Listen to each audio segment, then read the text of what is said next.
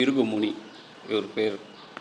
அவர் என்ன சொல்கிறாரு, தானான சத்குருவே கிட்டாட்டால் மைந்தா தயவான என் நூலை குரு போல் எண்ணு கோணான ஆதிப்பொருள் சத்குருவாச்சு குறிப்புடனே குருபதத்தில் நின்று போற்ற தேனான மதி அமிர்தம் பொங்கி பாயும் தெவிட்டாத ஞானமெல்லாம் வந்து கூடுமையா ஏனோதான் இந்த வழி விட்டார் கோடி எழிலாக பிடித்தவனே சித்தன் என்ன. எழிலாக பிடித்தவனே, எழில்னா என்ன, ரொம்ப அழகாக பிடித்தவனே சித்தனாவான் அப்படின்னு சொல்கிறார். இதில் எந்த இடம் விளங்குது, எந்த இடம் விளங்கலை, பளிச்சுன்னு இருக்குங்களா இந்த பாட்டு.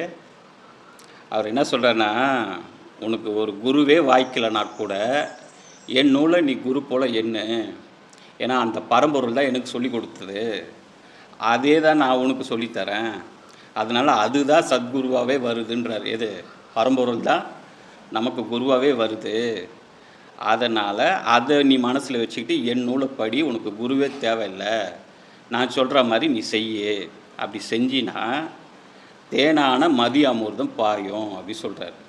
மதி அமிர்தம்னா அறிவு பிரகாஷ், அமிர்தம்னா ஏதோ ஒரு தேன் மாதிரி லிக்விடு அப்படின்னு நம்ம நினச்சிக்கிறோம், அது அப்படி இல்லை. அது சந்தோஷம், ஆனந்தம், சுவை, அந்த மாதிரி மதி அமிர்தம். அந்த மதி அமிர்தத்தை தேன் போல் வரும்.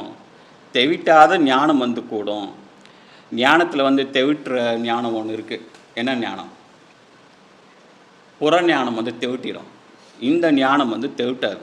அந்த ஞானம் நமக்கு கை கூடிடும்.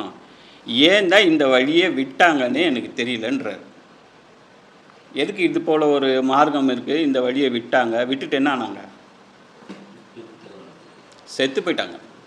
அப்போ ஏன் இதுக்கு தான் படைக்கப்பட்டது, ஆனால் இது எதனால் விட்டாங்கன்னே தெரியல, அதனால் இதை எழிலாக பிடிக்கணும் அப்படின்னு சொல்கிறார்.